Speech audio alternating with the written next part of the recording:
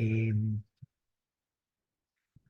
bueno, buenos días a todos. Muchísimas gracias por acompañarnos hoy en este entrenamiento tan importante de entender cómo usar el contrato Assist de Real Estate aquí en la Florida como una herramienta de trabajo que les dé la mejor probabilidad de hacer un negocio de ganar-ganar para sus clientes. Eh, Mi nombre es Ricardo Terán, soy el que dictará el curso hoy y me encanta ver a gente nueva y conocida este día.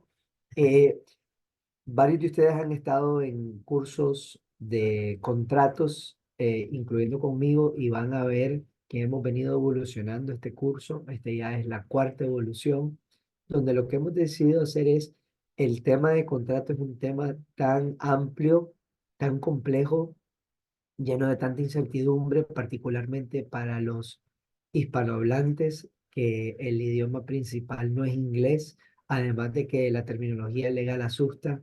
El hecho de que esté en inglés no solo hace que a veces nosotros no lo entendamos a como entendemos nuestro idioma nativo, también nuestros clientes no lo entienden a como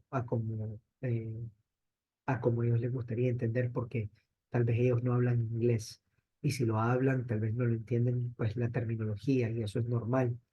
Entonces hemos dividido el curso en diferentes partes para tratar de dar lo más importante y lo más básico en esta primera parte, y luego en una segunda parte vamos a entrar un poco más profundo a temas de negociación, etcétera.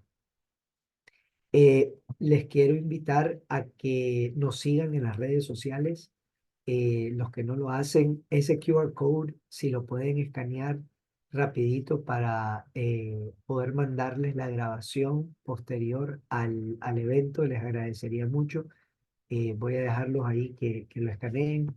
Mientras tanto, les comento, no sé si ven aquí arriba, hace un par de semanas tuvimos el enorme honor de recibir la noticia que por segundo año consecutivo Folio Tyro fue nombrado entre los top 25 agentes de título por el asegurador de título de The Fund.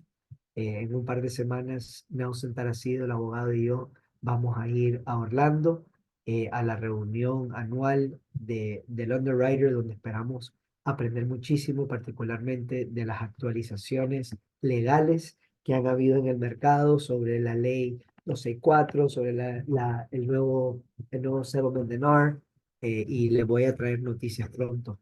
Pero bueno, vayan escaneando ese código QR y por favor nos dejan los datos para poder mandarles la grabación y los slides posterior. Importante, para los que ya no saben, yo no soy abogado.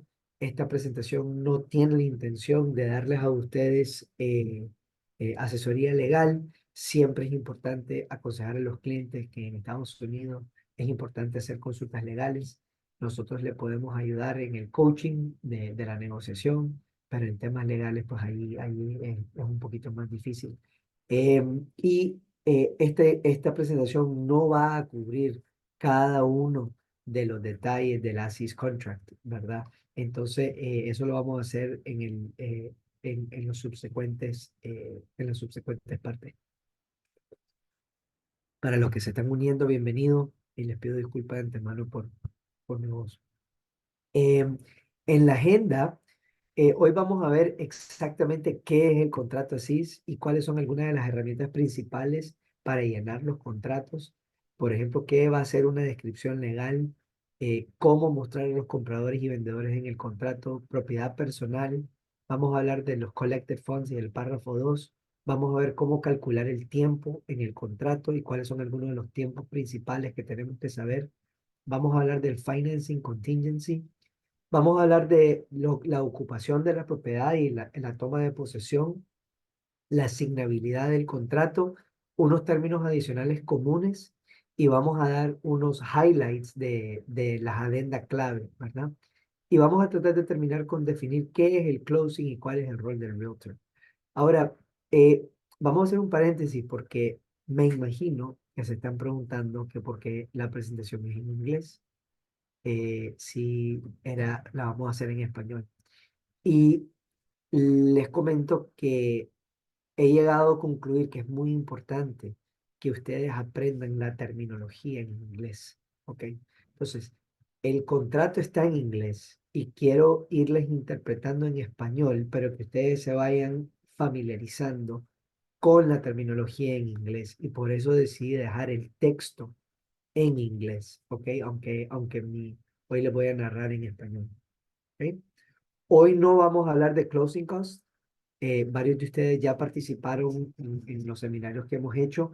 Tenemos pendiente para mayo hacer un webinar de closing costs en español. Ya hicimos uno en inglés. Hoy no vamos a ver todos los adendas, no vamos a hablar de FERPTA, no vamos a hablar de los cierres internacionales o de temas de buyer paid compensation. Eso lo vamos a dejar para otra ocasión. ¿Ok? Bueno, comencemos. ¿Qué es lo que es el contrato FARBAR?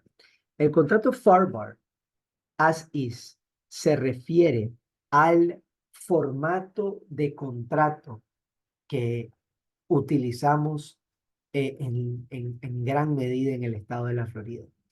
Las siglas FR son siglas que representan a Florida Realtors y las siglas del BAR es el apodo del Florida Bar, la Asociación de Abogados de la Florida.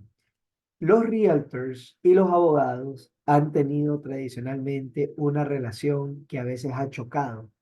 Los realtors creyendo que los abogados son muy estrictos y muy cuadrados, los abogados creyendo que los realtors no ponen atención y son desordenados y simplemente quieren hacer la transacción. Creo que la verdad no es ninguna de las dos, pero en algún momento ellos decidieron unir fuerzas y en vez de estar peleándose sobre los contratos, crear un formato que los realtors podían llenar los espacios en blancos, pero donde la terminología legal ya estaba acordada. Esto a mí me parece una idea genial porque le reduce en teoría la cantidad de riesgos que tiene un realtor en crear este tipo de contratos si el realtor sabe qué es lo que tiene que llenar. Eh, Además, baja drásticamente los costos legales en la transacción. Por eso es que closing agents como Folio se pueden atrever a ofrecerle a los clientes un precio fijo para el cierre porque no estás trabajando con contratos individuales hechos a la medida cada vez.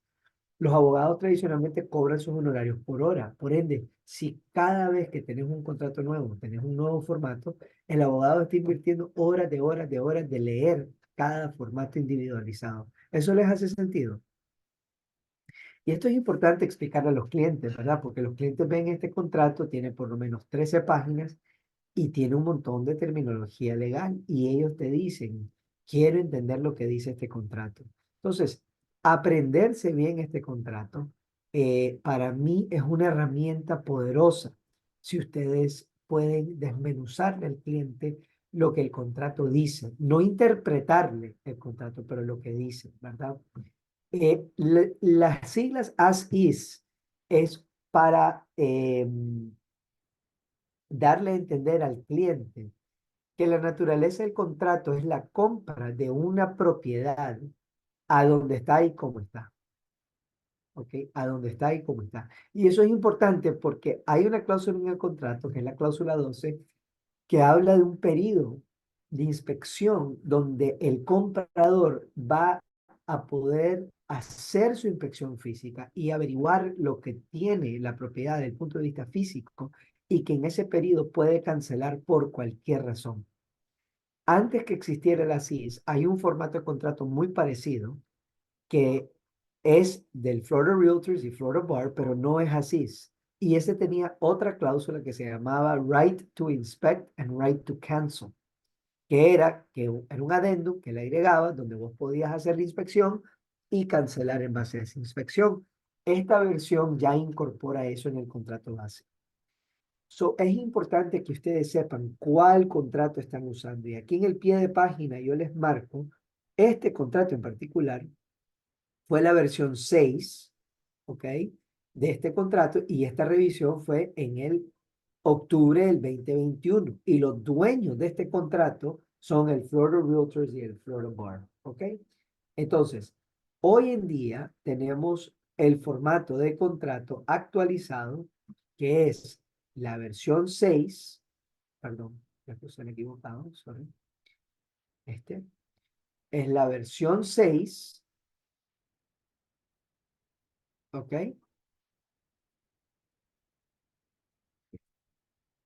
Hoy en día estamos trabajando en la versión 6, 2023.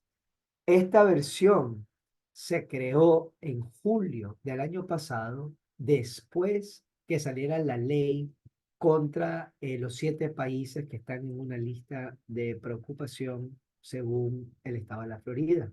Ustedes van a notar que en esta versión, que es la última versión que se ha publicado, van a ver que hay un texto acá en esta caja, acá, que hace referencia a esa ley. ¿Ok? Usar esta versión, usar la última versión es sumamente importante porque incorpora las últimas mejoras al contrato y también incorpora, eh, en este caso, la notificación de ley que dice que todo cliente que vaya a comprar una propiedad en la Florida tiene que firmar un affidavit. ¿Ok? Y solo para aclararles la duda, 100% de los clientes que hoy en día compran tienen que firmar un affidavit con que la ley les aplique o no le aplique, incluyendo los americanos. Pero lo que dice el affidavit es si la ley te aplica o no te aplica. Entonces, no vamos a ahondar más en esto, solo les quiero comentar sobre las versiones de los contratos. Tienen que tener mucho cuidado porque muchos brokers no usan los contratos actualizados y ustedes quieren asegurar siempre tener el contrato más actualizado. Ahora, ya hablamos del de la versión del contrato, ya hablamos de que los dueños de este formulario son el Florida Bar y el Florida Association of Realtors, y hablamos de que hay distintas versiones de los contratos, incluyendo el CRSP y el FAR Bar, que no es así. Hoy vamos a hablar del FAR Bar as is. Ahora, llenar los contratos es arte y ciencia. Las personas que están en Avanti Way tienen el enorme beneficio de que el AVEX prácticamente le llene el contrato a través de inteligencia artificial. Entonces, si ustedes usan el AVEX, que lo deberían de estar usando todos los agentes de Avanti, pueden en Forms 2 hacer un contrato nuevo, llenar este formulario y automáticamente le va a llenar muchos de los campos, como es el folio number y el ID. ¿Ok? Entonces, acá, acá,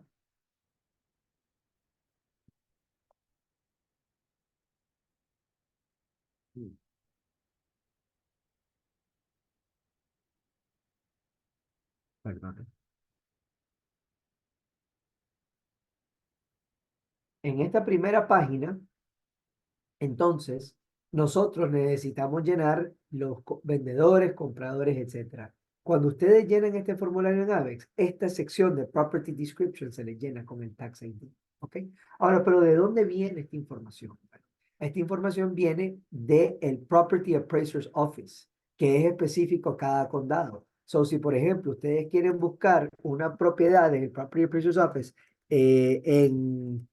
digamos, en Broward County, ponen Broward Property Appraiser o Property Search y se van a la página correspondiente del condado y ustedes aquí hacen su búsqueda. Entonces, ustedes al buscar acá les va a traer la información de la propiedad y les va a traer varias información. Primero te va a traer el folio number, ¿verdad? O el tax ID. Te va a traer el legal description, ¿verdad? Que aquí está el legal description. Te va a dar una referencia, vamos a usar la página de Miami-Dade como un ejemplo para una propiedad. Te va a dar la ficha de la propiedad. Aquí está el folio number Este folio number es el folio que va acá, Property Tax ID, ¿verdad? Te va a dar una referencia de los dueños actuales, ¿ok? Que ya vamos a hablar un poquito de eso. Te va a confirmar la dirección de la propiedad. Y aquí abajito te va a dar el legal description. Este legal description, que yo recomiendo siempre que lo pongan acá, es legalmente lo que el cliente está comprando. ¿Ok? Legalmente el cliente está comprando esa propiedad descrita en esta descripción legal. Ahora, la descripción legal real, actual, la obtienen del prior deed. ¿Ok? Este es el prior deed original y aquí es donde está la descripción legal actual. Desde esta página se nos hace bien fácil buscarlo. Aquí está la descripción legal. Son estos dos párrafos. Ahora, como pueden ver, esto es bastante largo. Entonces, el Property Search no tiene todo eso. Entonces, se ha vuelto una costumbre bastante común de que las personas usan el legal description que encuentran en el Property Appraisal. ¿Ok? Lo que ustedes tienen que saber es que hay errores a veces en este legal description. Entonces, si ustedes lo van a usar, úsenlo y lo peguen, pero parte del trabajo de la compañía de título es comparar el legal description de la propiedad como tal, ¿ok?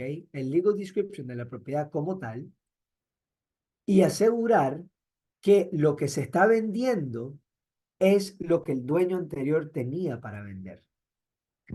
Hace poco tuvimos un caso donde nosotros representábamos a un vendedor, ¿ok? Entonces le estábamos ayudando a hacer sus documentos de venta, pero no estábamos haciendo el cierre. Había otra compañía de título que estaba haciendo el cierre.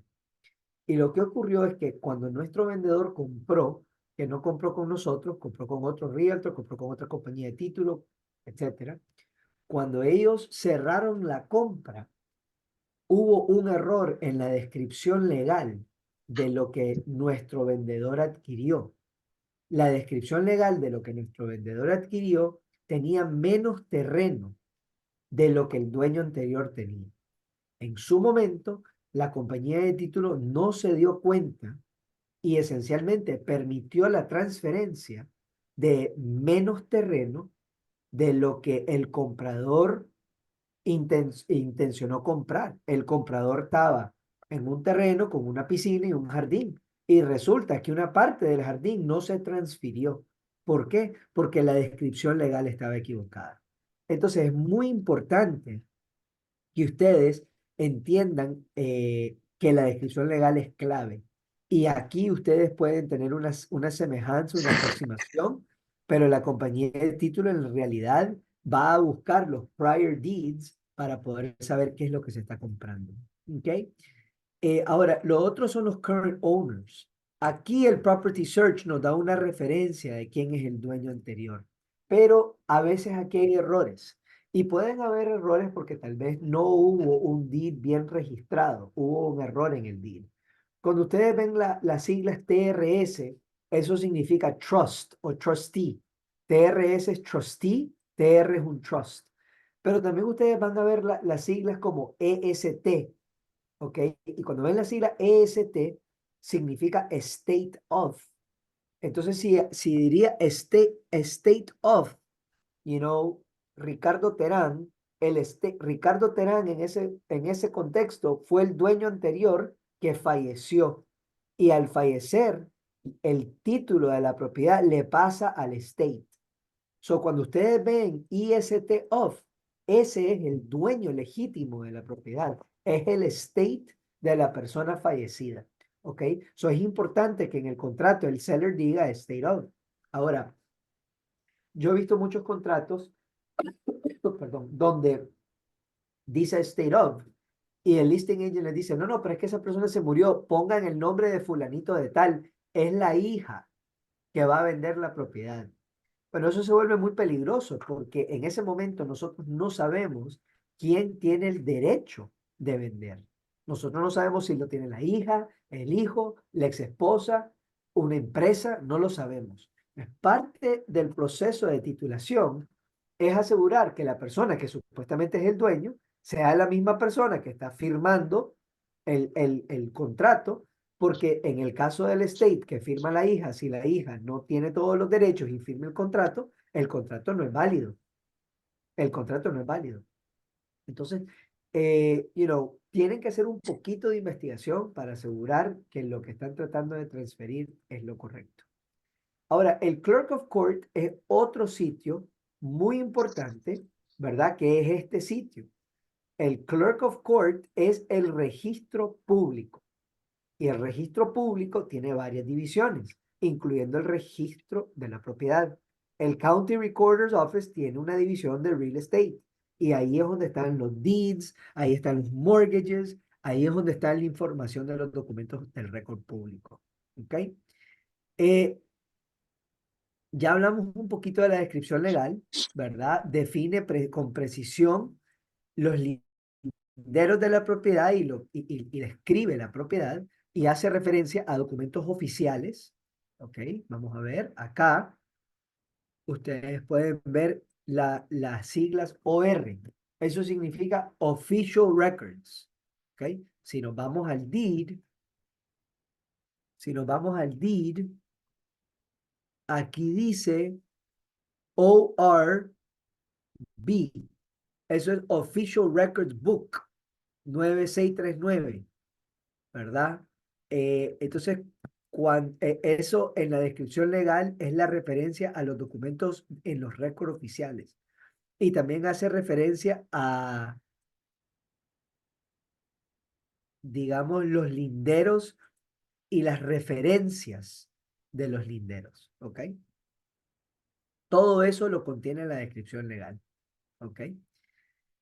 Ahora, también el contrato habla de de los existing improvements y fixtures. Esta palabra fixtures es importante. Todo lo que está, digamos, adjunto a la propiedad. Por ejemplo, la luminaria, las luces, ¿verdad? Que están adjuntas.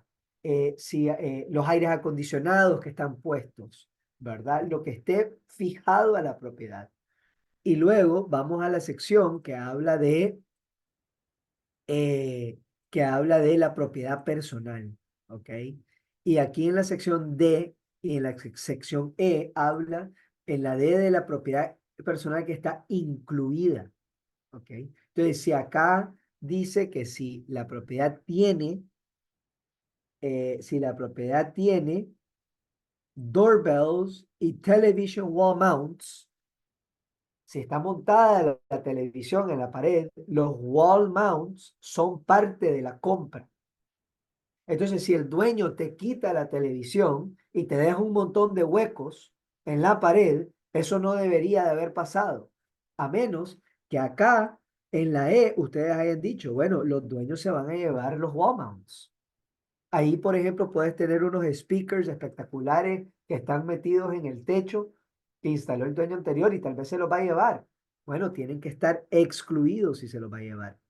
El chandelier de la abuela, de la bisabuela y la tatarabuela, que vino a mano desde Europa en los años 40 y ha estado en la familia toda la vida. Si no lo excluís, el chandelier de la abuela se fue en el precio, ¿verdad? Entonces hay que entender esto.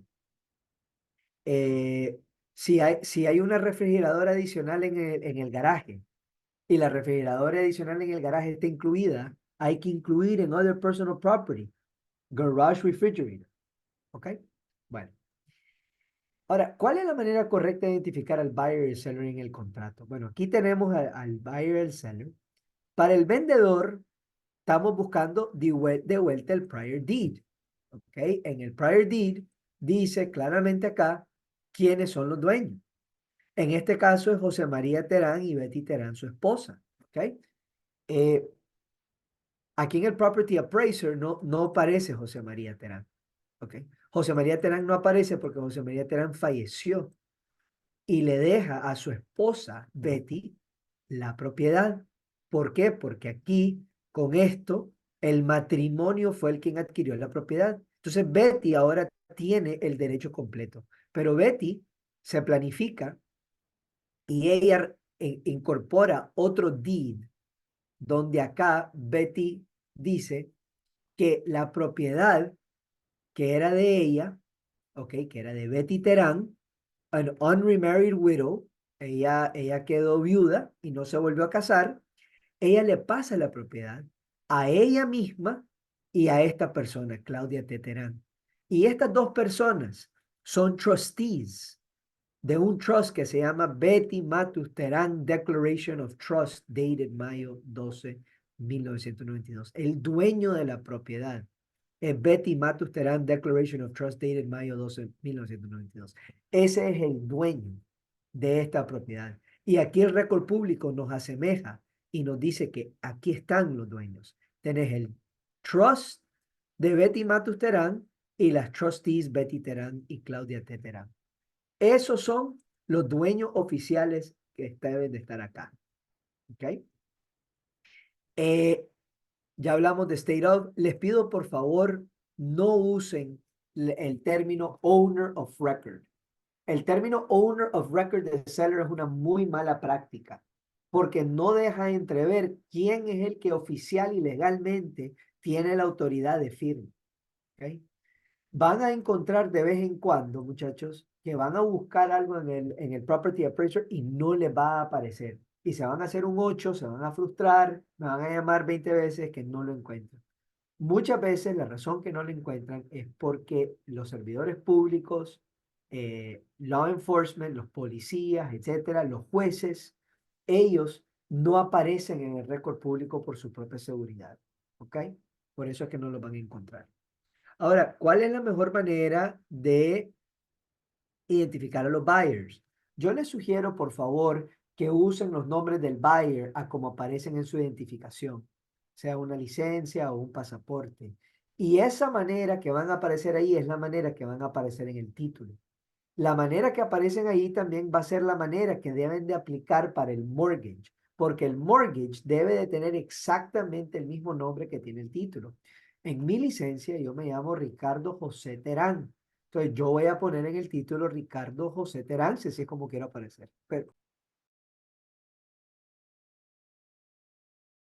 Perdón, disculpen. Entonces yo voy a aparecer como Ricardo José Terán. Entonces cuando yo me presente al banco como Ricardo José Terán o cuando yo aplique a algo que requiere el DIR y me piden mi identificación, van a ver un match. ¿Ok?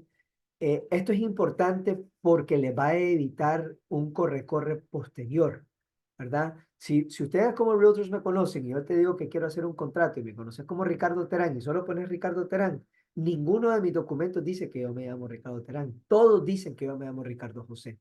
Y para mí eso es importante porque mi papá se llama Ricardo Terán. ¿Cómo me vas a distinguir?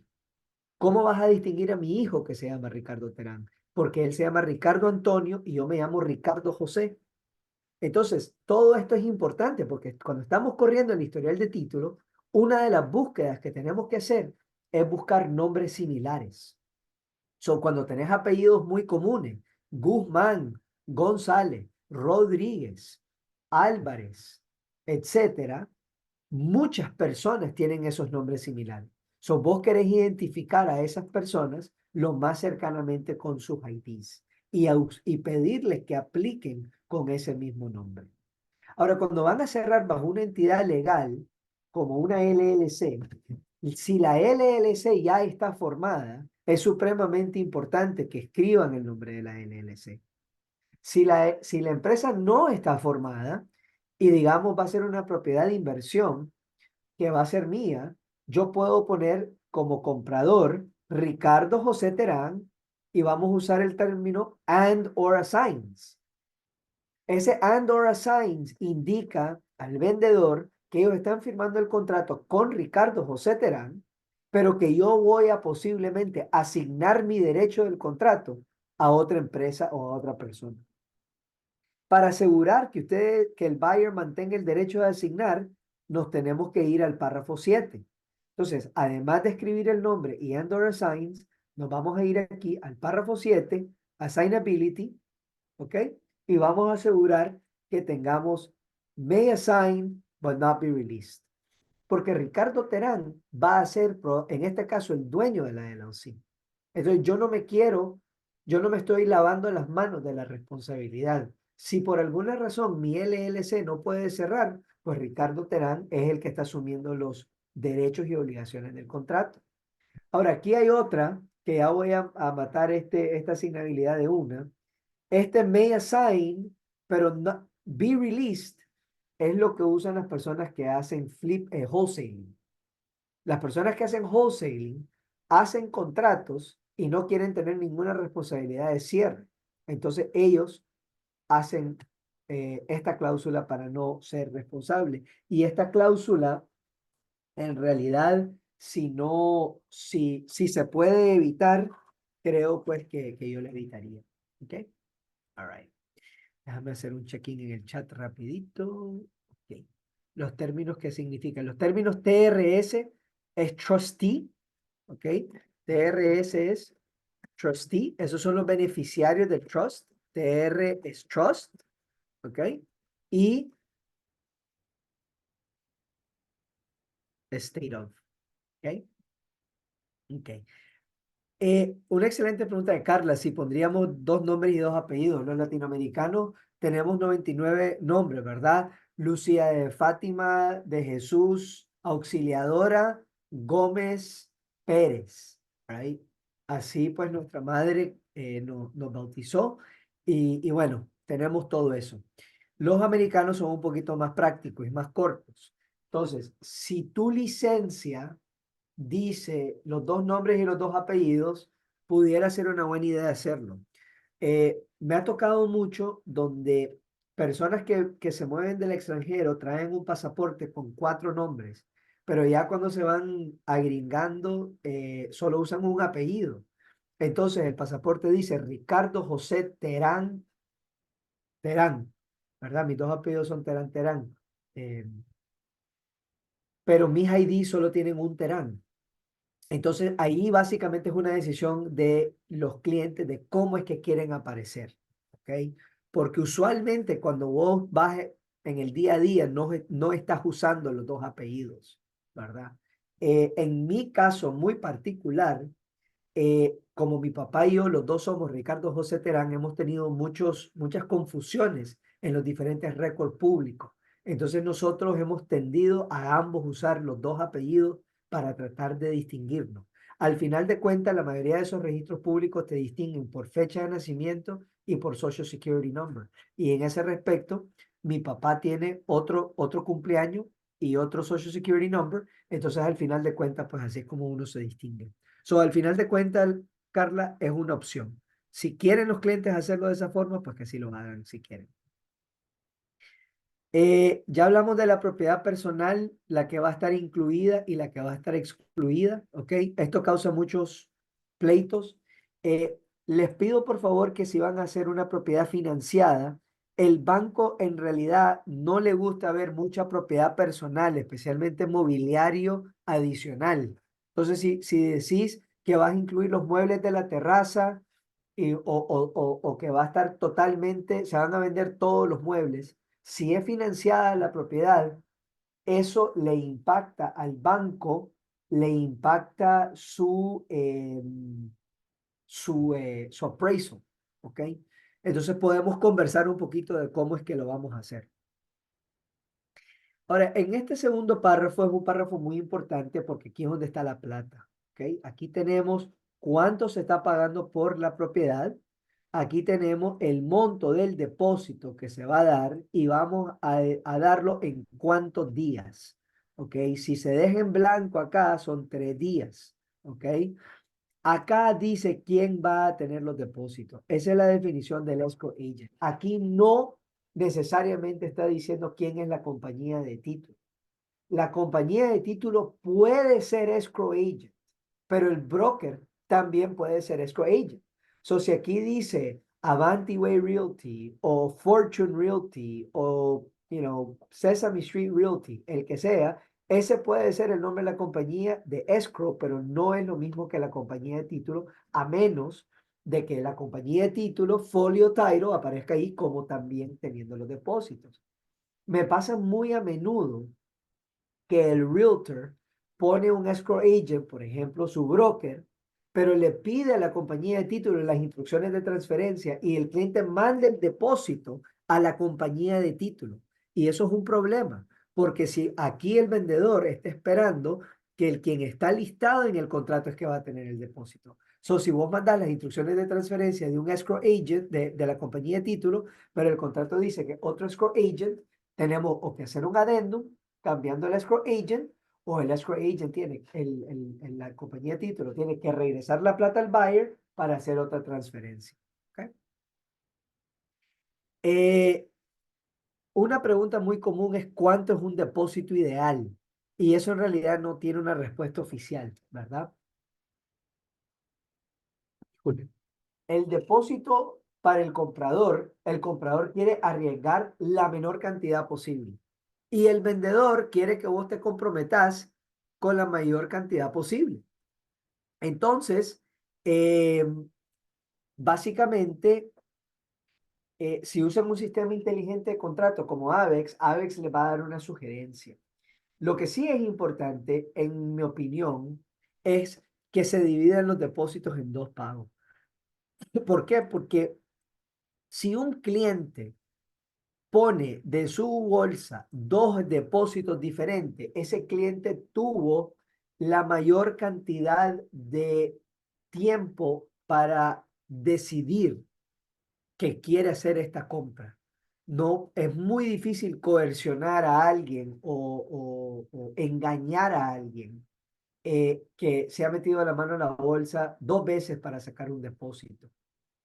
¿Por qué les digo esto?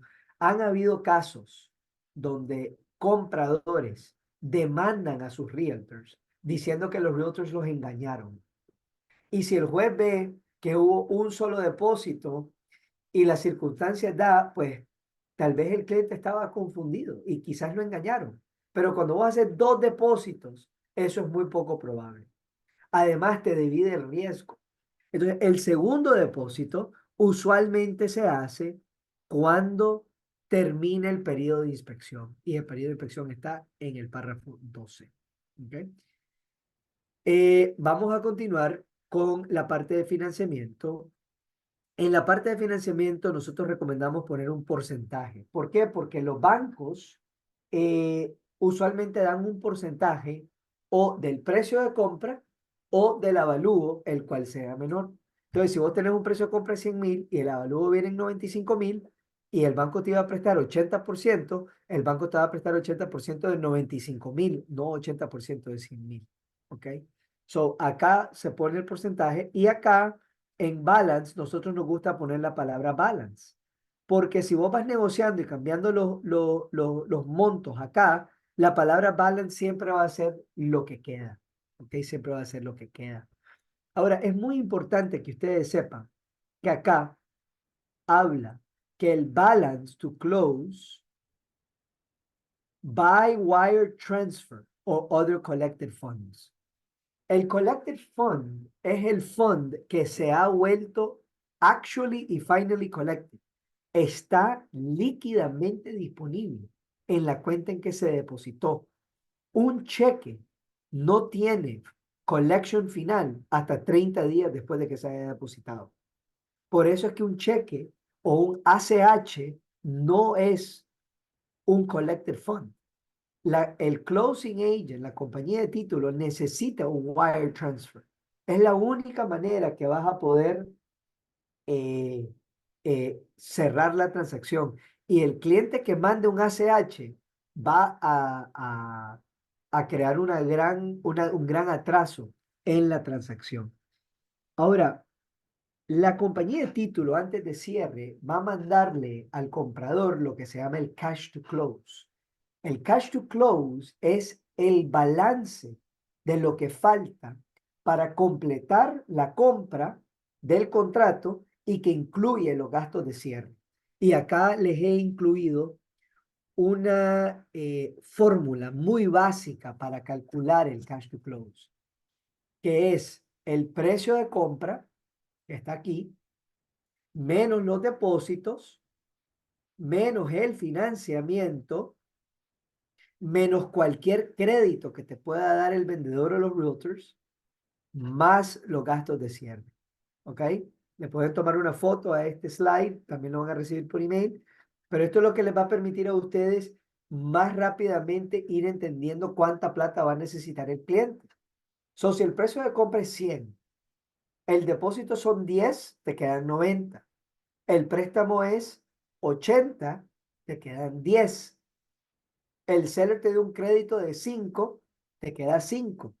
Y los gastos de cierre son 1000, 5 más 1, 6. El cash to close son $6,000. ¿Por qué? Porque ahí ya quitaste toda la plata que se ha dado en la transacción, ahí restaste la plata que te dio el banco y sumaste los gastos de cierre.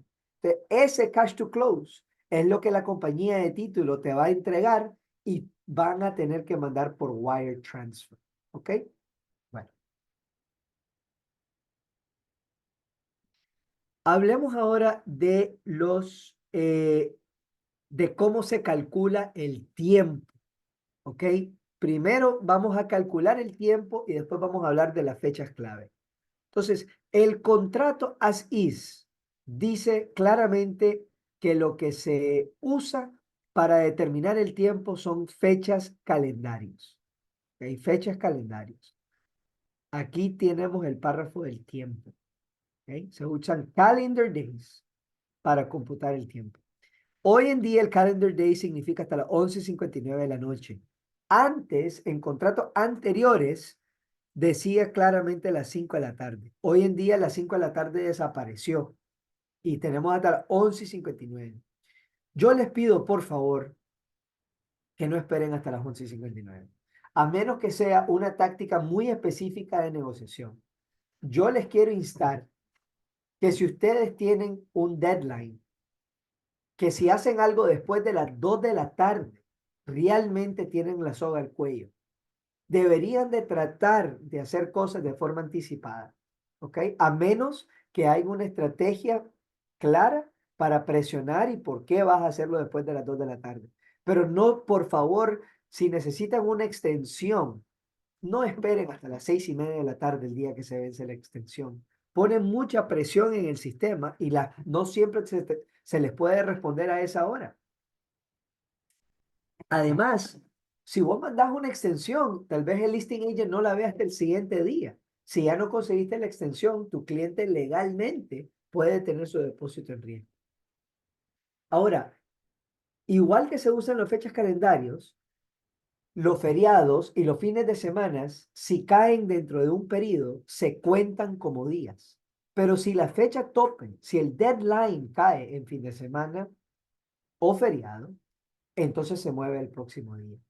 Entonces vamos a hacer un ejercicio donde vamos a usar la fecha efectiva como el día cero. Eso es la mejor manera de hacerlo, que el día efectivo es el día cero. Vamos a hacer unos ejercicios, ¿ok? Vamos a hacer un escenario donde el periodo de inspección son 7 días.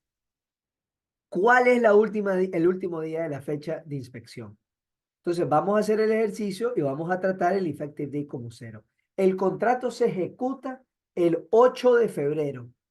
Vamos a contar 7 días. 1, 2, 3, 4, 5, 6, 7 es una semana después de miércoles. La fecha efectiva es el día cero, el jueves es el día 1, el día 7 es el miércoles. Por favor, notar que aquí cayeron un fin de semana y se va a contar. ¿Okay? Ese es el primer escenario. El segundo escenario es donde vos tenés una fecha efectiva de 7 días, pero la fecha tope cae en un fin de semana. Entonces, vos ejecutas un contrato, fuiste a un open house el sábado, tus clientes se enamoraron, hacen el contrato, mandan la oferta y el seller te regresa la oferta aceptada el domingo. 7 días después es domingo. Entonces, la fecha tope se mueve para el lunes, que es el primer día laboral. ¿Ok? Entonces, en ese caso, se extiende un día. Escenario 3, 7 días de inspección donde la fecha tope cae en un feriado. Haces un contrato el lunes 13, contás el fin de semana y el lunes 7 es feriado. Entonces el inspection period pasa al próximo día laboral. ¿Ok? Ahora, el escenario 4, tenés un día de inspección, ¿ok? Donde entre medio tenés un fin de semana y un feriado. Bueno, contás el fin de semana y contás el feriado, porque la fecha tope no está cayendo en feriado. Para definir feriados son official holidays, los que declara el gobierno como feriados nacionales, ¿ok? Hay algunos bank holidays que no son feriados nacional, hay algunos feriados locales, esos no cuentan, los feriados nacionales, ¿ok? Ahora, hay algunos feriados oficiales que caen en fin de semana. Entonces el gobierno da el siguiente día laboral como feriado. En este caso, Navidad del año 2022 cayó en un domingo. En este caso se hizo un contrato efectivo el sábado 17 y habían 7 días de inspección. El séptimo día cayó en un fin de semana. Te tenés que ir al próximo día laboral.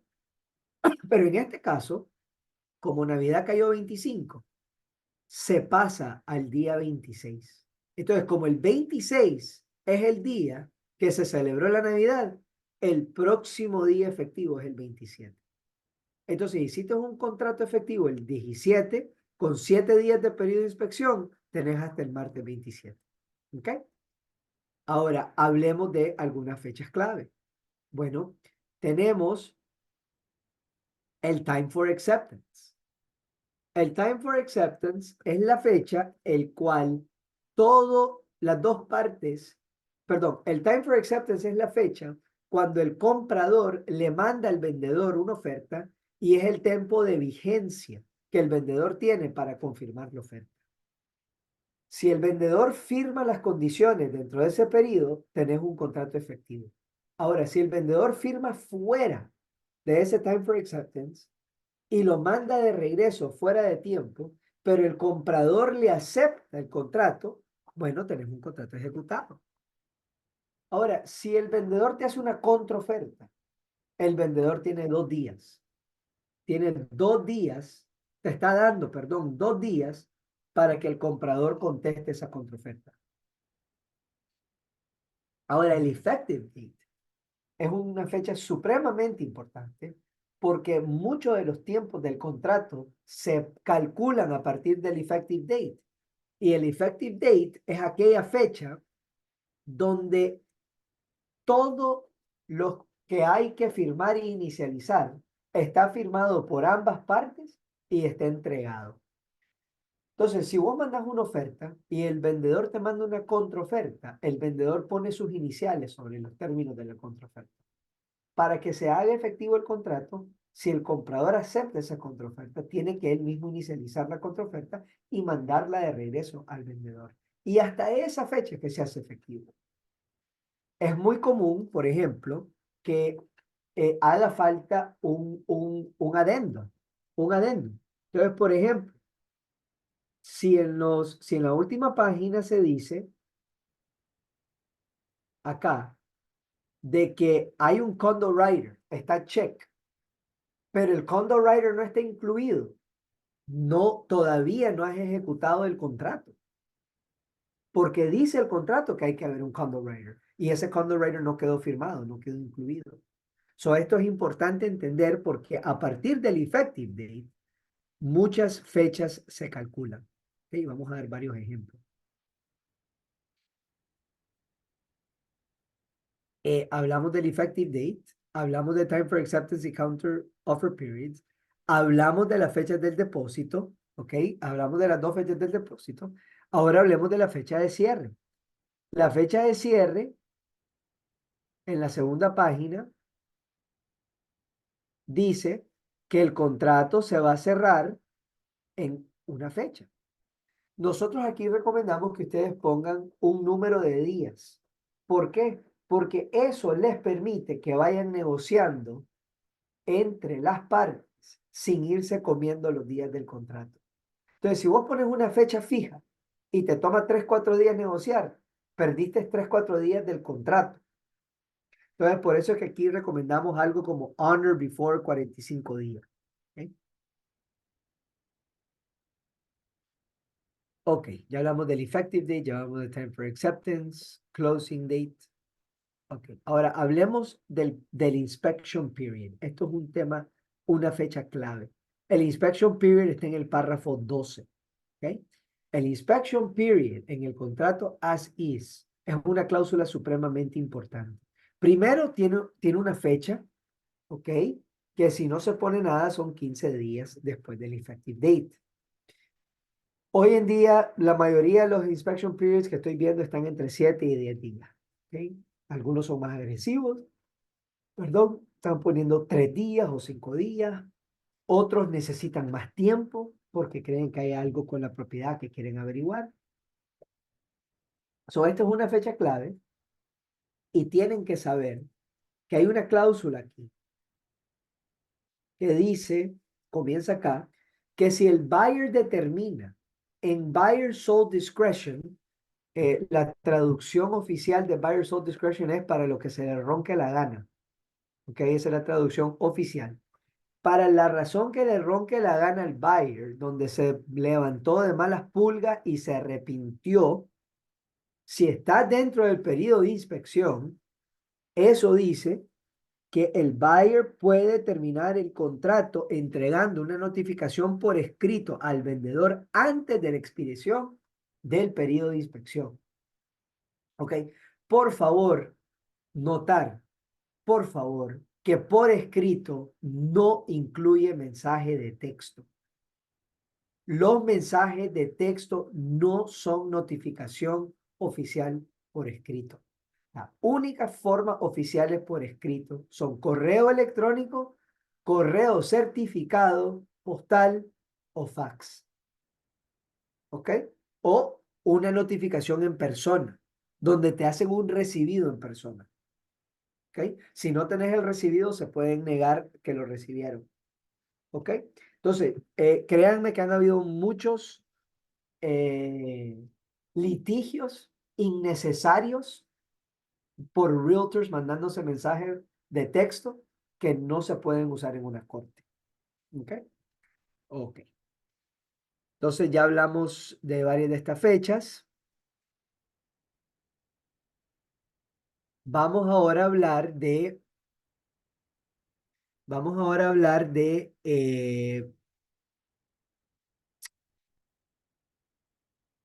el periodo de financiamiento. ¿Ok? Vamos a hablar del periodo de financiamiento. Esto es muy importante. Esto es lo que vamos a tomar la mayoría del tiempo que nos queda. ¿Ok? Que tenemos como unos 30 minutos. La cláusula de financiamiento comienza en el párrafo 8. ¿Ok? El párrafo 8. El 8A dice que es una transacción cash no contingente a financiamiento. ¿Ok? Eso significa que el comprador tiene que venir a la mesa de cierre con efectivo. ¿De dónde saca el efectivo? Al vendedor no le importa. Eso significa que un comprador puede arriesgarse ofreciendo, dando una oferta en cash, pero que va a ir a conseguir un préstamo. Simplemente el comprador no está protegido con la contingencia de financiamiento si el banco le niega el crédito. Esto pasa muchas veces en propiedades de inversión, donde el comprador va a comprar sí o sí, pero va a tratar de conseguir un financiamiento. ¿Ok? Ahora, eh,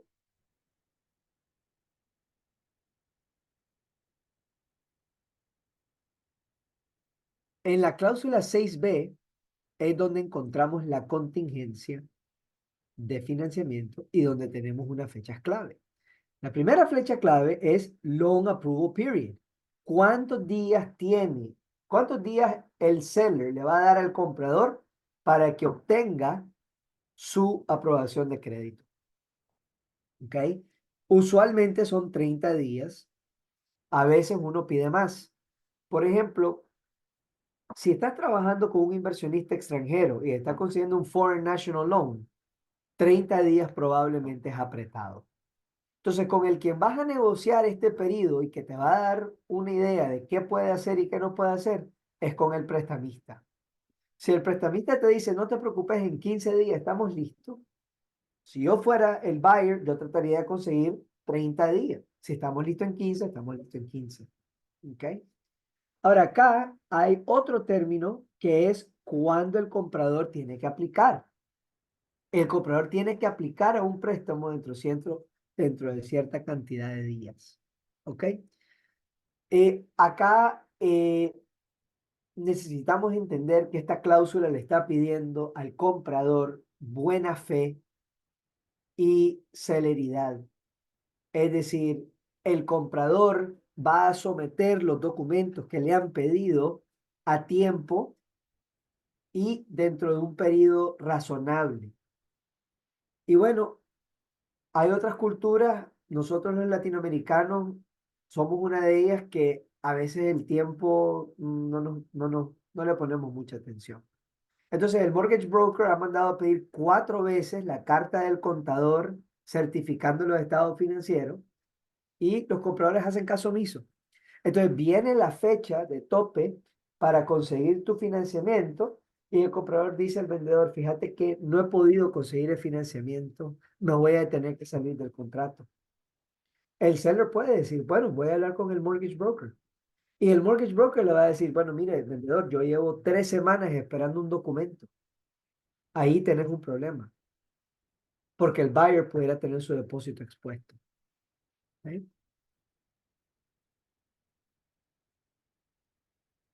Ahora, hablemos de lo que significa conseguir un loan approval. Hablemos de lo que significa conseguir un loan approval. Aquí en el párrafo de loan approval dice que primero necesitas conseguir approval del tipo de préstamo para el cual aplicaste. ¿Ok?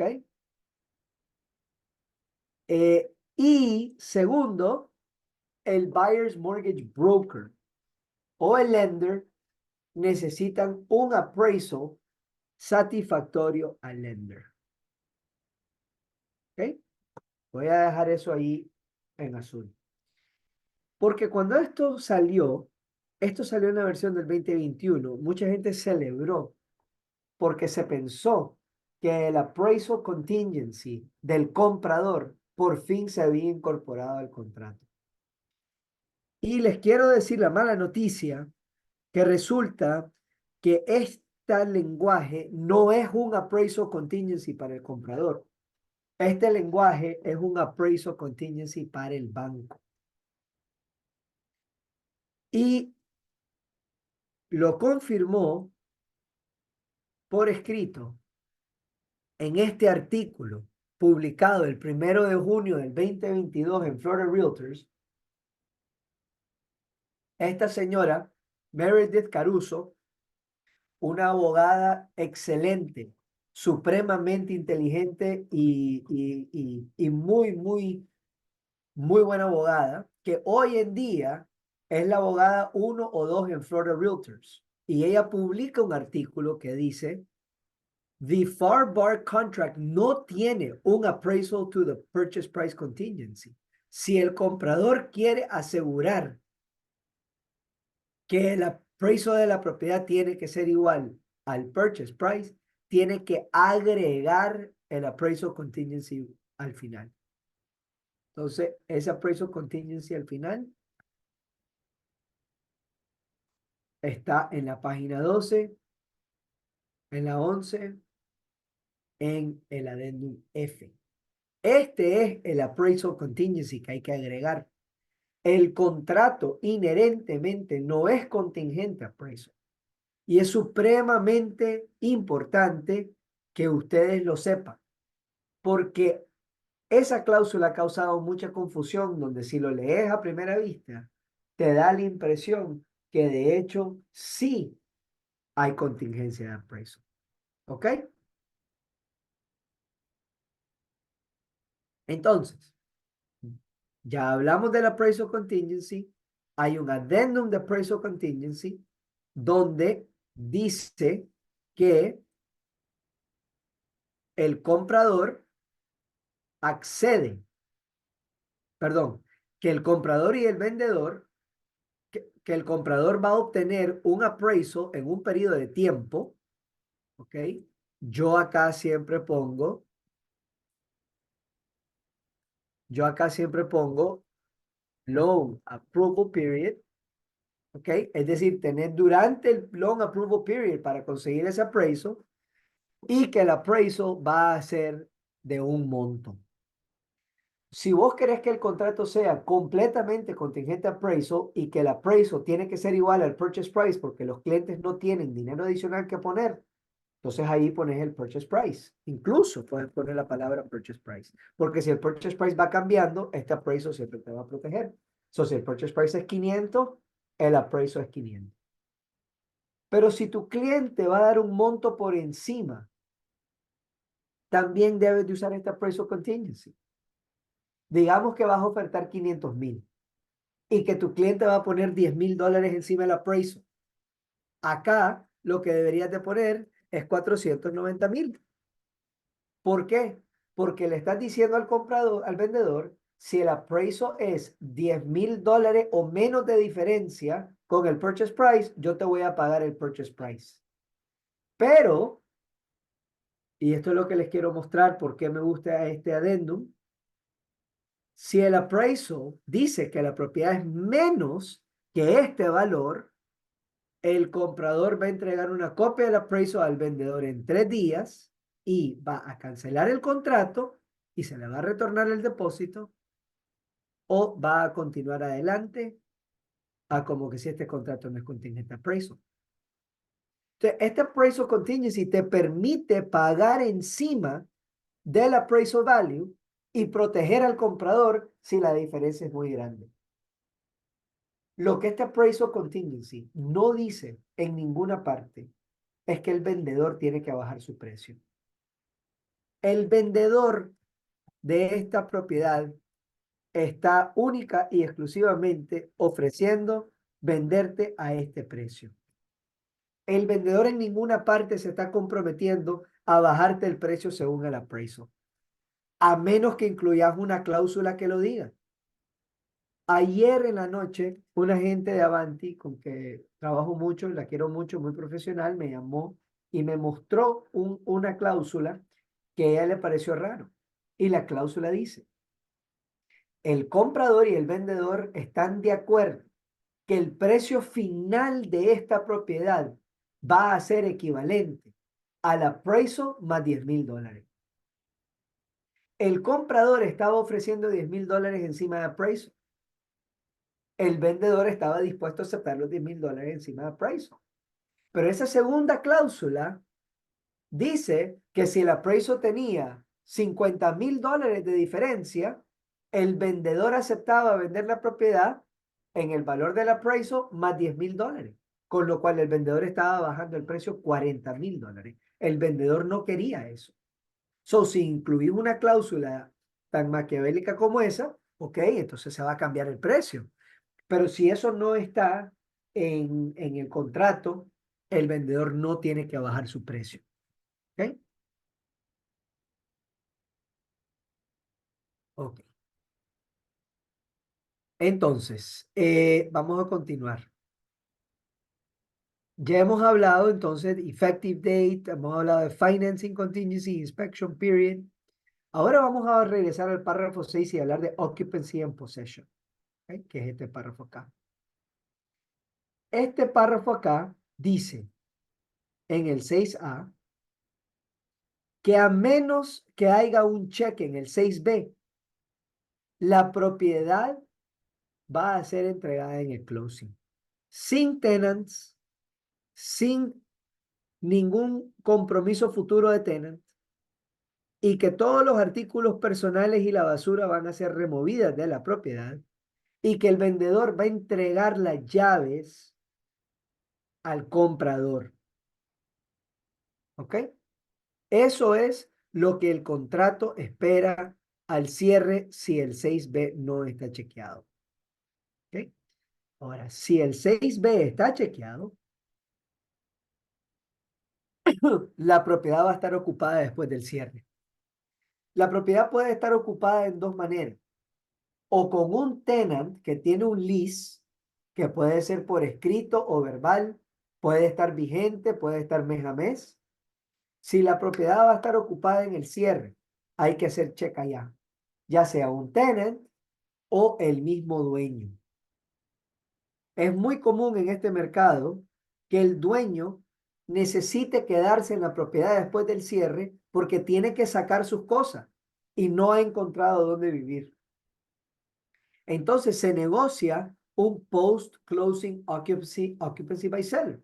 So, si el vendedor se va a quedar en la propiedad después del cierre, se hace check aquí, pero también tenemos que ir al adendum U de Uruguay, uno de mis preferidos países del planeta. Uruguay, si no han ido, vayan, qué bello.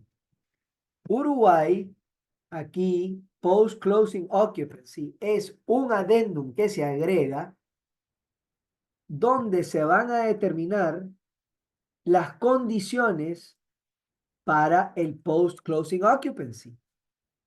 Y dentro de esas condiciones tenemos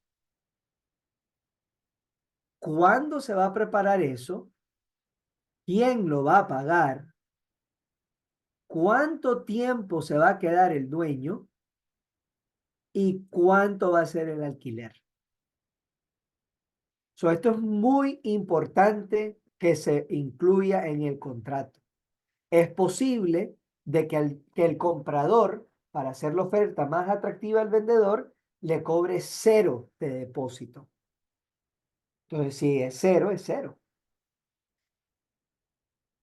Si hay un préstamo del comprador y el comprador va a vivir en la propiedad, es probable de que el lender no permita que hayan más de 60 días post-closing. Entonces, si hay más de 60 días post-closing, van a tener un problema con el préstamo. Igual si hay un lease que se vence 60 días posterior. Aquí hay algo que no está y que causa muchísima confusión y es el depósito. Si un dueño se va a quedar en la propiedad post-closing, es mi recomendación más firme de que haya un depósito. Muchos clientes, compradores, están desesperados por ganar la oferta y le dan gratis el periodo de tiempo al vendedor para que se quede. 5 días, 10 días, 15 días, 30 días, 45 días. Está bien. Si no quieres cobrar un alquiler, no lo cobres. Pero el depósito es supremamente importante. ¿Por qué? Primero, porque si por alguna razón el vendedor no se va de la propiedad en la fecha acordada, tenés un dinero o para pagar un hotel o para hacer un eviction. Pero además, el día que hacen el walkthrough en el cierre, la propiedad está ocupada. La propiedad no está vacía. Ustedes no pueden ver daños que están detrás de los muebles. So, si cuando hagan el walkthrough, después de que se vaya el vendedor, ven un montón de daños, si no tienen depósito, no van a poder cobrar los daños. Por eso es que poner un depósito es importante. Lo pueden escribir acá o lo pueden escribir en los additional terms. O lo pueden escribir en los additional terms acá. Buyer y seller agree que se va a dar un depósito de X cantidad durante el periodo post-closing. ¿Ok? Ok. Voy a contestar las preguntas en cuanto terminemos en unos 15 minutos. Ya hablamos de la asignabilidad. ¿Ok? Hablemos de los additional terms. Los additional terms es lenguaje que no está en el contrato, que el buyer y el seller quieren hacer parte del contrato. Pueden ser créditos en el closing, puede ser una negociación de un special assessment, puede ser eh, montos que acuerdan pagar al broker. Diferentes brokers tienen diferente lenguaje de cajón. Nosotros tenemos ciertas recomendaciones eh, comunes. Acá comúnmente se habla de si el vendedor va a tener la responsabilidad de cerrar permisos abiertos y violaciones. Comúnmente se habla de la compensación de los brokers y aquí se puede pedir que el seller's disclosure se incluya como parte del contrato, porque el contrato no pide el seller's disclosure. Les dije que no iba a hablar de FERPTA y no voy a hablar de FERPTA, excepto decirles de que si el seller quiere tratar de acceder a una de las excepciones de FERPTA, es muy probable que el vendedor le convenga hacerlo una obligación contractual con el comprador. Aquí es donde lo haríamos. ¿Ok? All right. Vamos bien, chicos, vamos bien. Los que sigan despiertos y no se me hayan dormido, vamos a acabar.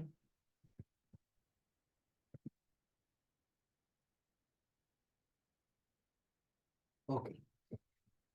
Vamos a ver unos adenda clave. Ok, vamos a ver una adenda clave y me quiero enfocar un poquito en el condo writer. El condo writer es el adendum A. El condo writer primero pregunta si se tiene que aprobar al comprador. Si ustedes son un agente haciendo una oferta en nombre del comprador, yo pondría que siempre que sí. ¿Por qué? Porque si no lo saben, es mejor decir que sí y el cliente lo espera, a decir que no y resulta que sí requería la aprobación. Después aquí hay una sección, bueno, perdón, aquí hay unas fechas claves igual, que es para cuándo tenés que ser aprobado y para cuándo tenés que aplicar. Esto de la aplicación, muchachos, es muy importante, porque si ponen que tienen que aplicar en 5 días y por alguna razón el comprador no ha aplicado en 5 días y posterior a eso no te aprueban a tiempo, es posible que esta cláusula no te proteja, porque vos incumpliste la fecha de aplicación. So, si en algún momento ustedes creen que su cliente va a incumplir, tienen que pedir una exención. ¿Okay? Acá te pide cuántos son los costos. Hay muchas asociaciones que tienen otras asociaciones. También hay muchas asociaciones que tienen áreas de recreo, por la cual hay un fee adicional. Aquí es donde las vas a poner. Pero quizá esta es la parte más delicada, más peleada, más malentendida, más conflictiva de todo el contrato, que son los special assessments del condominio. Vamos a leer junto lo que dice. Dice, el vendedor afirma, representa que el vendedor no tiene conocimiento de ningún special assessment, no otro, ni de otro tipo de assessment que haya sido implementado por la asociación o que haya sido discutido como un ítem en la agenda de junta directiva o que haya sido reportado en las minutas de junta directiva de la asociación en los últimos 12 meses antes del effective date, con la excepción de los siguientes puntos. El vendedor no sabe no sabe de ningún special assessment que se haya discutido en los últimos 12 meses. Un special assessment no se pone de la noche a la mañana. Tiene que pasar por un proceso de junta directiva y usualmente pasa por un proceso de notificación y consulta. So, si tu comprador está de viaje, no vive acá y le mandan una notificación al apartamento y no se da cuenta, el vendedor va a estar responsable por ese assessment, a menos que lo haya escrito acá. So, si el vendedor sabe de un assessment, lo debería de escribir acá.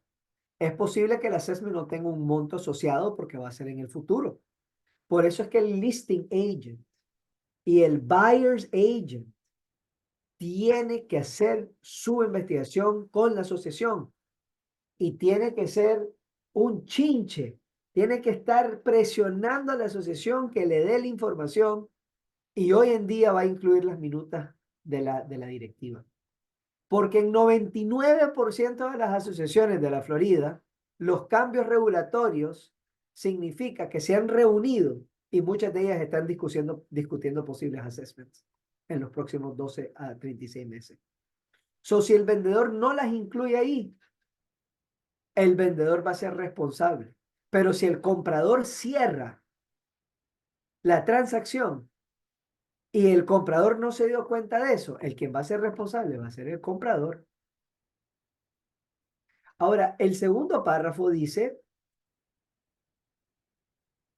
si un special assessment fue implementado o sigue pendiente y existió en el effective date y fue disclosed y escrito aquí y puede ser pagado en cuota, entonces podemos ver quién va a pagar esas cuotas después del closing date. Tiene que cumplir dos condiciones. Tiene que estar dicho aquí y tiene que ser posible pagarlo en cuota.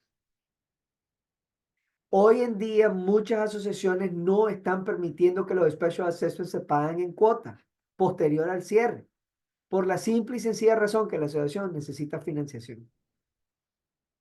Entonces, si el buyer dice, bueno, hay un special assessment de $5,000, yo lo voy a pagar después del cierre en mensualidades como lo viene pagando el vendedor. Llega el estopo y el estopo dice, tiene que pagarse en su totalidad en el cierre. ¿Quién paga? Si aquí dice que está chequeado el buyer, yo argumentaría que el quien paga es el seller. Y aquí en el párrafo 3 lo dice. Si el special assessment existe y no fue disclosed acá, entonces el seller paga todo el assessment and closing. So, aquí puede estar chequeado buyer. El buyer puede saber de un assessment, pero si no está aquí y o no se puede pagar en cuotas después del closing, el seller lo tendría que pagar en el closing. Yo les pido, por favor, que hagan bien su investigación. La compañía de título recibe un stop letter donde se confirma durante la transacción si hay special assessments pendientes. Pero ese stop usualmente viene muy al final de la transacción, porque ese stop se vence, tiene 30 días de vigencia. So, se tiene que mandar ya cerca del cierre para que tengamos la mayor cantidad de información cerca del cierre. Entonces, esto es un párrafo que yo les pido que estudien bien y investiguen bien.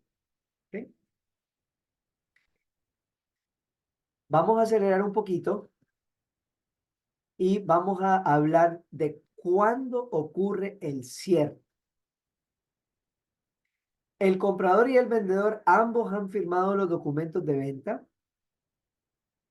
Los dineros del comprador ya fueron entregados al closing agent.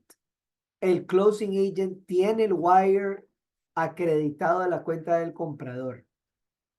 El vendedor está esperando que los fondos sean mandados por transferencia y no quiere entregar las llaves hasta que el dinero le caiga en su cuenta. Y la pregunta es, ¿qué ocurre en este escenario? Para nosotros entender estos escenarios tenemos que ver dos provisiones del contrato, el párrafo 4 y el párrafo 6. Y el párrafo 4 dice que el closing ocurrirá cuando todos los fondos requeridos para el closing son recibidos por el closing agent y collected. Por eso es la necesidad de la transferencia. Y la segunda condición es que todos los documentos requeridos en original se hayan delivered, incluyendo los documentos originales de venta. Si el vendedor mandó un scan del warranty deed firmado y no tenemos en nuestra posesión el original, no se puede hacer el funding. Aquí lo dice claramente que necesité los documentos entregados. El segundo párrafo es el párrafo 6, que dice que at closing se va a entregar occupancy y possession y se va a entregar la llave. Las llaves se le pueden entregar a la compañía de título que va a hacer el cierre, eso es una manera. O las llaves se pueden intercambiar entre los realtors. Pero en ningún momento aquí dice de que las llaves se deben de entregar cuando el vendedor tenga la plata en su cuenta acreditada. ¿Por qué? Porque si el vendedor viene a la oficina, le entregas un cheque y se hizo el cierre. La transferencia al vendedor es una cortesía para acelerar el proceso. Y si el vendedor tiene su cuenta, por ejemplo, en un credit union, los credit unions a veces le toman 3 días laborales para acreditar los fondos. La plata ya se fue de la cuenta del buyer. La plata ya se fue de la cuenta del closing agent. Y el seller no entrega posesión. Por eso es que es súper común y recomendable de que si son listing agent, eduquen bien a los clientes de cuándo puede esperar la plata y cuándo tiene que entregar las llaves. Y segundo, que el closing agent tiene que mandarle evidencia que la transferencia se hizo efectiva. Porque contra la evidencia de la transferencia es que el vendedor debe entregar la llave. ¿Ok? Ok. Bueno, voy a terminar con unas ideas y perspectivas sobre el rol del realtor. Esto es un poco, como diría Rubén Darío, poeta de mi país, pensamientos profanos. Estos son mis ideas y se las quiero compartir a ustedes eh, para ver qué piensan.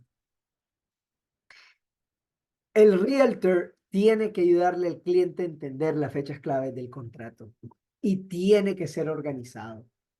Todos tienen teléfonos con calendarios y con alarmas. Pongan las alarmas en su calendario, por favor, y ayúdenle al cliente. Ayúdenle al cliente. Y hoy en día, Folio, cuando nos mandan una transacción, en 24 horas les mandamos un calendario oficial de la transacción con todas las fechas clave.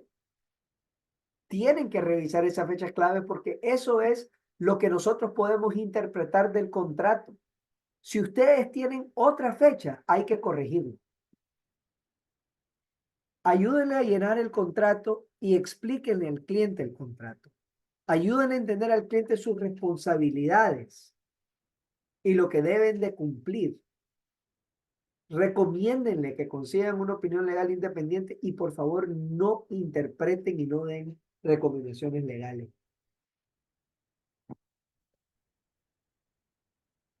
El realtor y la compañía de título tienen que estar en el mismo equipo.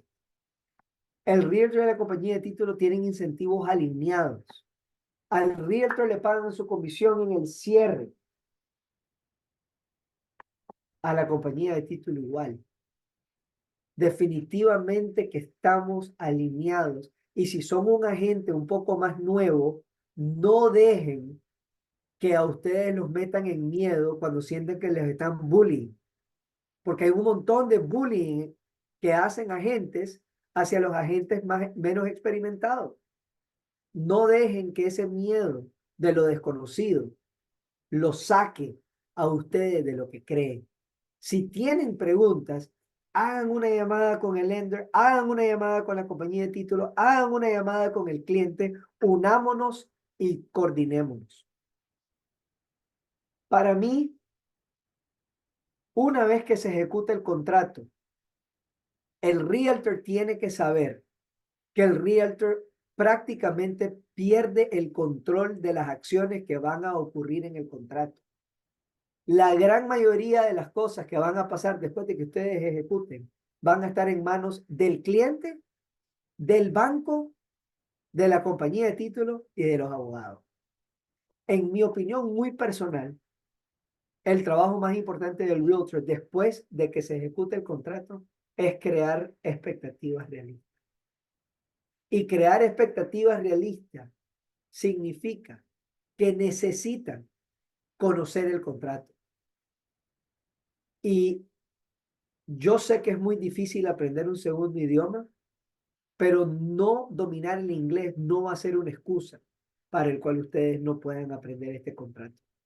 Porque ustedes tienen acceso a Folio, tienen acceso a sus brokers, tienen acceso a otros agentes y lo que no entiendan en el contrato, tienen que preguntar. No, no se atrevan a escribir adenda con vocabulario sofisticado. Hagan la consulta, por favor, y dejen suficiente tiempo para revisión. He tenido muchas llamadas, 7, 8, 9, 10, 11 de la noche, con un agente que necesita una extensión o necesita una negociación. Yo con mucho gusto les ayudo, pero no es necesario dejar que el reloj se nos acabe. Y siempre, siempre traten de facilitar la comunicación. No saben la cantidad de llamadas que yo recibo, me dice un agente, Ricardo, me llamó la listing agent y dice que tal cosa. Me llamó el lender y dice que no se ha mandado tal cosa. Eso pone las partes defensivas. Al igual que si yo llamaría a un realtor y decirle, mira, tu lender no me contesta, es un irresponsable. Eso no ayuda. Lo que ayuda es, hey, fíjate que no hemos escuchado del lender, me encantaría que hablemos por teléfono. Vos lo pudieras conseguir en el teléfono y que hablemos los tres.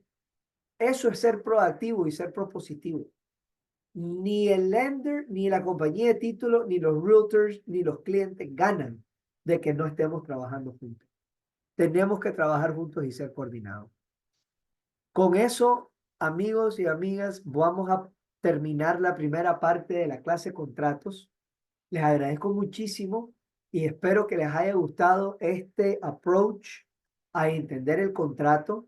Es un approach un poquito diferente al tradicional, donde vas párrafo por párrafo y estás tratando de no quedarte dormido. Me encantaría abrir el micrófono para que hagan preguntas. Les agradecería, please, que nos pongan comentarios de qué les gustó, si les gustó y tienen comentarios. Y también les quisiera agradecer de sobremanera.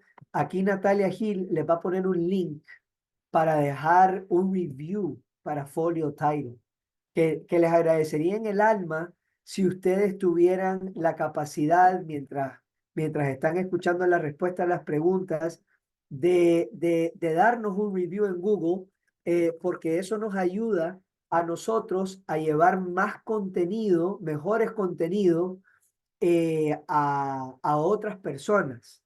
¿Ok? So, si ustedes tienen esa habilidad de dejar un Google Review, les agradecería muchísimo, muchísimo, por favor, dejar. Entonces, vamos a contestar preguntas para ustedes. Por favor, el que tenga una pregunta, el micrófono es de ustedes.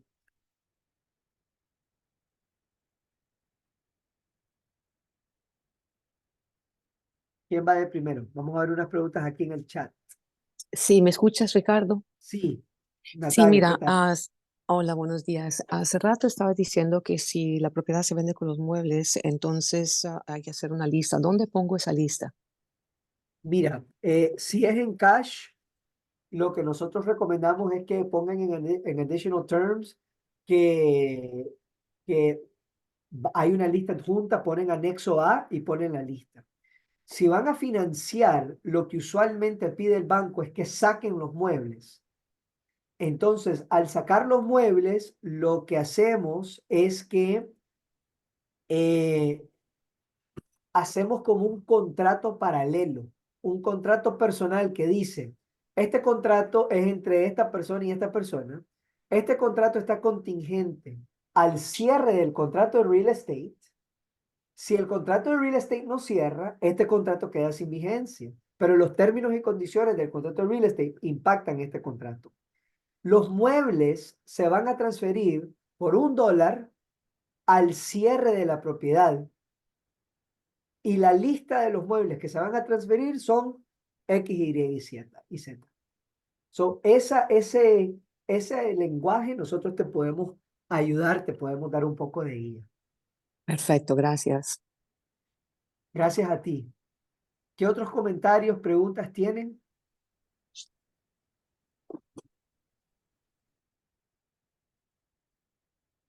Sí, buenas, Ricardo. Señor, ¿qué tal? Bien, bien, gracias a Dios. Mira, yo tengo un cliente que está comprando una mobile home así como estamos en la explicación de hoy. Y él ya hizo la oferta. O sea, hizo la oferta, aceptó como le estaba el vendedor, el precio que el vendedor puso. Y él ya me dijo a mí que le pusiera un depósito para apartar o para tenerla ya segura. ¿Qué aparte de eso yo como agente tengo que suplirle a la agencia de título? Porque fue a la agencia de título que hicimos El contrato, el exacto. contrato lo tiene que ser. Los mobile homes son tricky porque los mobile homes usualmente se venden casi como un automóvil, Sí, ¿verdad? Porque no tienen el derecho sobre la tierra. Folio no tiende a hacer cierres de mobile homes cuando no incluye el terreno. Si incluye el está terreno, lo incluyendo el hacemos. terreno. Está incluyendo el terreno. Oye, si nosotros hubiéramos hecho el cierre, vos nos entregas el contrato y el depósito.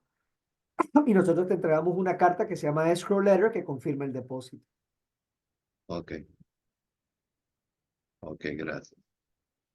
Vi una pregunta, gracias a usted, Blas. Vi una pregunta que si le entendí bien, ¿qué pasa si el appraisal viene por encima del purchase price? Si el appraisal viene por encima del purchase price, eh, el buyer solo está pagando hasta el purchase price y está escrita correctamente la cláusula que va a pagar por encima del appraisal hasta el purchase price. Y el seller no puede reclamar más si el appraisal es más, siempre y cuando esté correctamente escrita. ¿Otra pregunta? Les agradezco mucho su participación, sus comentarios. Ojalá les haya gustado el approach. Les pido de nuevo su review. Eso para nosotros es la mejor forma de ayudarnos y nuestro compromiso es ser un aliado. Nuestra misión es ser el aliado más importante de la gente de real estate, además de su broker. Tenemos un compromiso muy fuerte para acompañar a los realtors en la Florida a hacer sus propios negocios y queremos ver que sigan creciendo. Nosotros hacemos cierres en toda la Florida y hacemos cierres internacionales donde los clientes a veces ni siquiera tienen que viajar para acá. Estamos muy cerca de ser la primera compañía de títulos de la Florida, de ser un cierre con Bitcoin, pagadero con Bitcoin, con un seguro de título debidamente emitido. Hasta el momento las transacciones de Bitcoin que se han hecho sin esos instrumentos. Y tenemos muchísimo soporte y tecnología. Les podemos dar cotizaciones, les damos ideas de la negociación de los contratos. Tenemos un equipo extraordinario de personas que a mí simplemente me toca dar la cara y la gente siempre me felicita y me agradece, pero en realidad detrás de mí tenemos un escaparate de 25 personas trabajando para ustedes y ellos son los que a mí me hacen lucirme, pero en realidad la gran cantidad de trabajo es de ellos, de ese equipo. Les agradezco mucho que se hayan unido a nosotros. Les voy a dejar mis contactos para que por favor me escriban y nos contacten para lo que necesiten. También tenemos la habilidad de que puedan hacer unas consultas con nosotros sin ningún costo para los que no lo han aprovechado. Bueno, espero poder estar en contacto con todos ustedes. Solo les voy a poner acá. Si se inscribieron ahí en el email, van a recibir un email de regreso con los horarios que tenemos disponibles para las consultas. ¿Ok? Bueno, muchas gracias a todos, que tengan feliz día y muchos éxitos.